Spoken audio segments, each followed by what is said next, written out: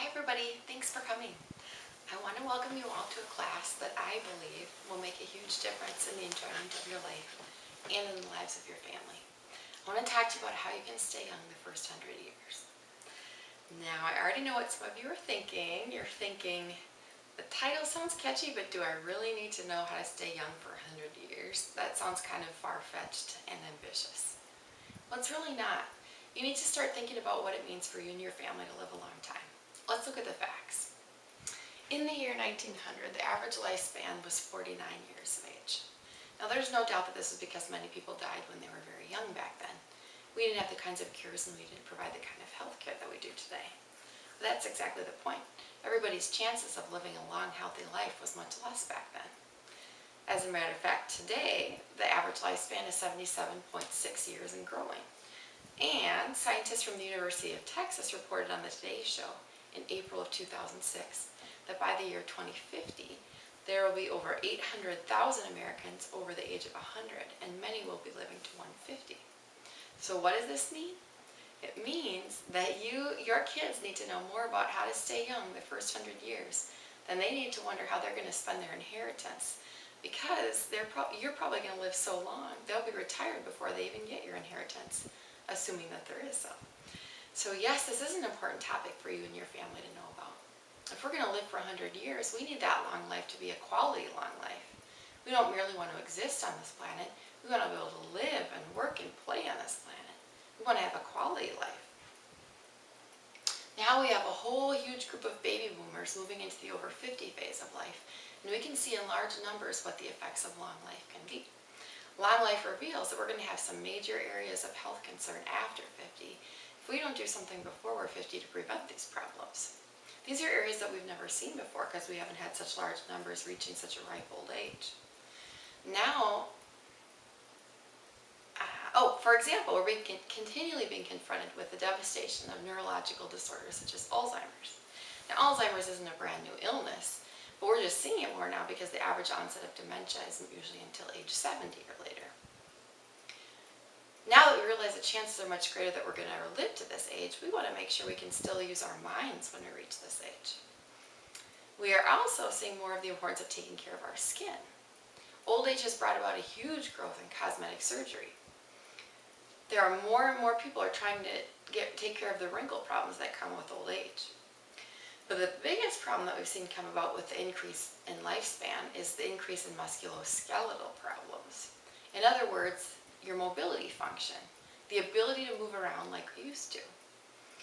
We have increased our chances of living past 80, and we have increased our life's activities, but we have not changed the way that we take care of our spine. We're the first generation to witness the ramification that long life creates. It reveals some areas of neglect. Now the stats show that the most common cause of functional disability in persons over 50 years of age is spinal disorders. That is a really important fact. How many of you plan on living past 50? All right. How many of you think your family is going to live past 50? All right. So let's think about this as an example. If your house was going to get broken into and somebody was going to come and steal all of your possessions, but if I knew who it was that was planning on doing it and when it was going to happen, and I told you about it, would you do something about it to stop it, or would you just let it happen? Okay, well, similarly, I know and I'm able to tell you what's going to rob you of your health and your mobility and when it's going to happen. Are you going to do something about it, or are you just going to let it happen? Of course not. Let's prevent it. Just like we would try to prevent somebody from breaking into your house if we could, although I think we can all agree that we need to work harder to prevent your health and your mobility from being stolen than we need to your possessions. Think about this. If we lose our mobility at age 65 and we live to be 105, that's 40 years of immobility and pain.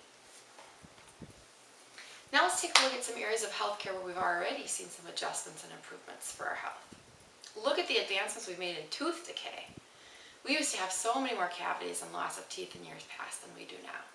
We take so much better care of our teeth with all kinds of preventative measures, and our teeth are lasting longer and causing us less pain. More and more people are also living with fewer wrinkles. That's right, there has been a 465% increase in the number of people wanting to get rid of wrinkles just since 1997. And 12 million people had cosmetic adjustments just this past year to get rid of another ramification of getting older, wrinkles. Now, I'm all for longer lasting teeth and fewer wrinkles, but I think we can all agree that if you can't move, your lack of mobility is going to make you look a whole lot older than crow's feet. The only reason why we take care of our teeth and our wrinkles before we take care of our spine and our joints is for the simple fact that if our spine were on our face, we would take better care of it. You don't wait until your teeth fall out before you take care of them. You must not wait until your back goes out before you take care of it either. You take preventative measures to ensure that you maintain your pearly whites. You also need to take preventative measures to maintain your health and mobility, since the chances are huge that you're going to live 30 to 40 years past age 50. Why is this more important than taking care of our teeth? Because there is no such thing as a spine transplant. You can get a new set of teeth if your teeth fall out. You can replace other organs in your body, like your heart, your liver, your kidney. But if you don't take care of your back, or if you don't take care of your spine, there's no going back like there is with your teeth. There's no crown or replacement. You just have to live with the pain. And this isn't limited to just back pain either. You also can't get a new neck. 1 out of 3 people after age 50 today experience neck pain. Now, let's see a show of hands. How many of you would like to be able to use your neck after age 50 without experiencing pain? All right, so if 1 out of 3 people experience neck pain after 50 and 85 out of 100 people after 50 experience back pain, I think the statistics make it pretty clear that we need to do something preventative to make sure that we don't have to suffer through this pain. But in case you need a little bit more convincing, let's take a look now at what would happen if we don't get preventative care. Let's see what happens if we just allow nature to take its course. And take a look at this mobility graph. The numbers along the bottom of the graph represent your age. The numbers along the left side of the graph represent your maximum mobility. The blue line on the graph represents the natural course that your mobility would take throughout your lifetime without any preventative care. As you can see, you reach maximal functioning at age 23. By age 50, you've already declined to only 50% of your maximal functioning. And my guess is that if I asked people here who are already 50, that you guys would probably say that this is a fairly modest estimate. Now by age 60, we've already declined to only 25% of our maximal functioning. So the question that this graph might leave you with is, do I have to just accept that this is the way it is? Is there something I can do to change it, or is it too late? The good news is that with preventative chiropractic care, we can see dramatic extension to our mobility throughout our lifetime. Now if you look at this graph, the red line on this graph represents what was actually the blue line, or what was represented by the blue line in the previous graph. The green line represents the extension to our mobility that preventative chiropractic care can give us. As you can see, you can maintain about 75% of your mobility all the way through age 80 with chiropractic care. Now this is what you want and need for you and your family, isn't it? If we're going to be here, we want to be able to move and function while we're here. So why not take the preventative steps, the steps necessary to make it happen? One answer that you might have to this question is, but I'm already 50, or, but I already have pain. Isn't it too late for me? The answer is absolutely not. It's never too late to do the right thing. We want to get you back on track for a great life ahead, and here's how we're going to do it. First thing you need to know is you have to follow through with the entire recommendation of care that I'm about to give you. The reason why I say this is because it's likely that you've been in the mindset for quite a while now that the only time you need to take care of your spine and your joints is when you're having pain. But with this kind of a mindset, it would be easy to think that as soon as the pain is gone, you can discontinue treatment. But listen, if you discontinue treatment after the pain is gone, you're never going to enjoy the kind of extended mobility that we saw in the previous graph. You need to follow through with the second phase with all 3 phases of care. So let's take a look now at what those phases of care are. The first phase is called pain relief. Now this is probably a reminder for a lot of you. We're going to go over it anyway just to make sure we all have an understanding of where pain comes from. So pain is caused by subluxations. This is a misalignment of the spine, or the vertebrae, causing nerve interference, which causes distress all over the body and in ways that we might never relate to being a back problem. It's a pinching of the nerve. So think about this. Think of it like a garden hose. If you ever hooked up a garden hose and turned on the water flows freely through the hose unless there's a twist or a kink in the hose. If there's a twist or a kink, the water stops flowing through the hose like it should. You could call this a subluxation of the hose. So the misalignment of the vertebrae causes nerve interference, which stops the messages from flowing from the nerves to other parts of the body like it should, which in turn causes a lot of pain and physical ailments. Now, as soon as the nerve interference is removed, the nerve flow is restored and so is your health. So how do we remove the nerve interference?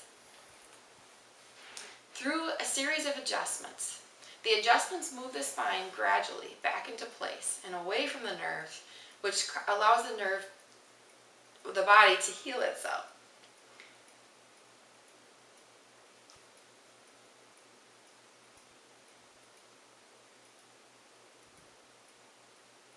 So you might say, great, I get a series of adjustments, the nerve interference is removed, the pain goes away, and why can't I just stop treatment there? Again, I just have to emphasize that this is only the first phase of your care, and that this alone is never going to solve the problem or extend your mobility for your lifetime. You must proceed to phase 2 of care, which is stabilization care. So there's a reason why you can't stop treatment after you get out of pain. Your spine has actually been misaligned for a long enough time that your body has now accepted the misalignment as being correct. Your body actually thinks that it's supposed to be this way because it's been this way for so long. So now the body, muscles, and spine have to be retrained. The spine has to be in the proper position for long enough that the body accepts the proper alignment as the new norm.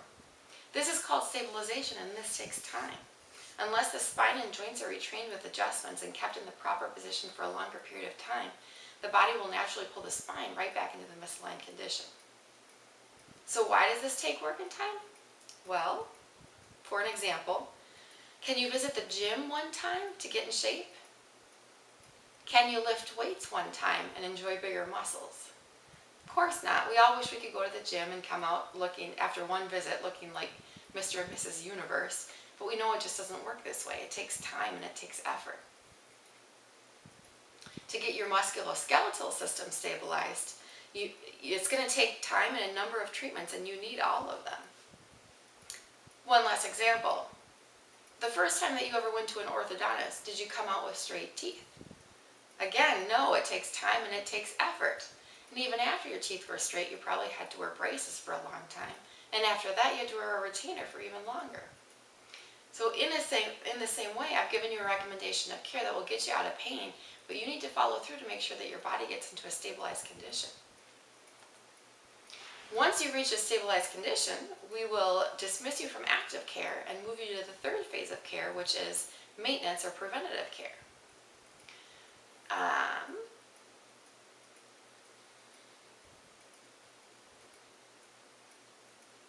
This is the most exciting phase of care because this is where we see the extension to your mobility and the improved quality of life that we've been talking about. And the good news is this isn't going to take a lot of time or money either. It's going to be simple and affordable. But the dividends that you'll be paid in terms of increased health and improved quality of life will make it well worth the effort. Preventative care is essential for increasing our mobility throughout our lifetime. So even as I'm talking, I can almost hear some of you thinking to yourself, I knew it. I knew they were going to say that I'd have to see a chiropractor for the rest of my life. If you're thinking this, you might be right. But before you make a judgment, let me ask you a question. Have you ever gone to a doctor that said you didn't need to ever come back again? Did you ever go to a dentist that said, don't come back until your teeth fall out? Of course not. He or she would not say such things because that would be malpractice. They would urge you to do the right thing, which is preventative care. Do you remember when you got your eyes checked for the first time? Probably about in 3rd grade. Can you imagine if the eye doctor would have said to you, good news, your eyes look great. You don't need to worry about taking care of them unless, maybe if you go blind, you should come back and see us. In all honesty, no doctor would ever say such a thing. No doctor would ever advise you to ignore your health until there's problems. And we can't do that either. That's not what you need for improved health and improved quality of life. So, rest assured though, we don't want you to have to come in any more than you need to. Our adjusting rooms are already full as they are. The purpose of the recommendation is just to change that mobility skill for your life. So we can't remove your wrinkles or make your teeth stay white, but we can enable you to move so you can work and play and stay young the first 100 years. Now, I recognize I sound pretty passionate about this subject. I get anxious about everybody experiencing the benefits of chiropractic care. And I want to just give you one short example story of why I feel so strongly. So I want to talk to you about a client that we've had at Soltis Chiropractic who we've nicknamed Migraine Megan. Megan's an 18-year-old female who had been experiencing chronic, just debilitating headaches all the way through her high school career. So for about the past 4 years. You can imagine as a high school student, as a teenager, how just destructive it would be to have headaches so badly that it interfered with your ability to participate in activities, to do well at your schoolwork, to socialize. But the good news is that after being treated at Soltis for just 1 month, Megan's headaches were completely gone. She was able to follow through with her entire recommendation of care. And by the time she went off to college in the fall, her health was completely restored and she was really able to capture that full college experience. And just think about how Megan's life might have been altered if she had not gotten chiropractic care. If she would have started college with those chronic debilitating headaches, just imagine how her life might have been different.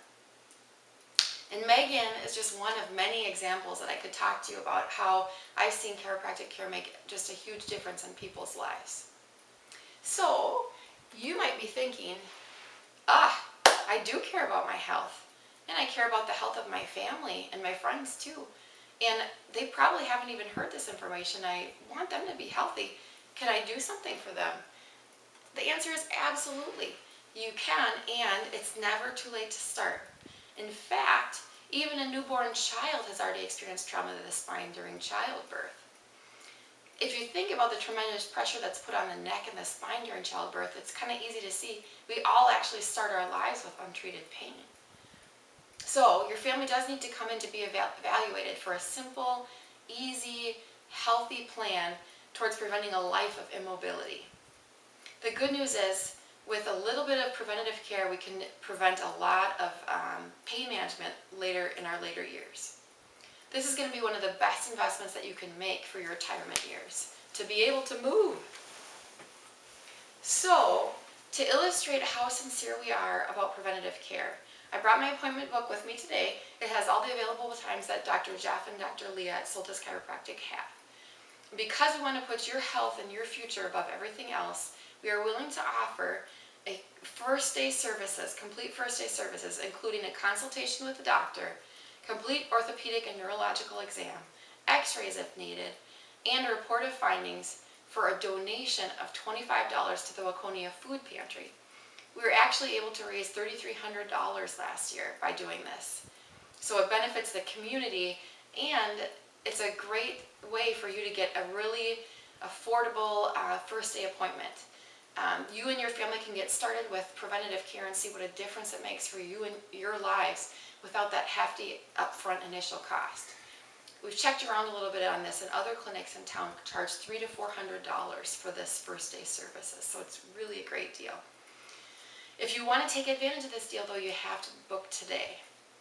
Now, you might be cautious about doing this because you might have your calendar or your family's calendar with you. We just ask that you do the best you can to book something that seems like it might work today. I'll give you our phone number, and then please do not hesitate to call to reschedule if you need to. It's no problem. People do it all the time. So I really hope you've enjoyed this presentation. More importantly, I hope that you plan on doing what you need to do to stay young the first 100 years. I'm going to stick around here. I invite you. I would just be more than happy to answer any questions that you might have, and I really want to get you scheduled. So come on over. Thanks so much for coming. Have a good day.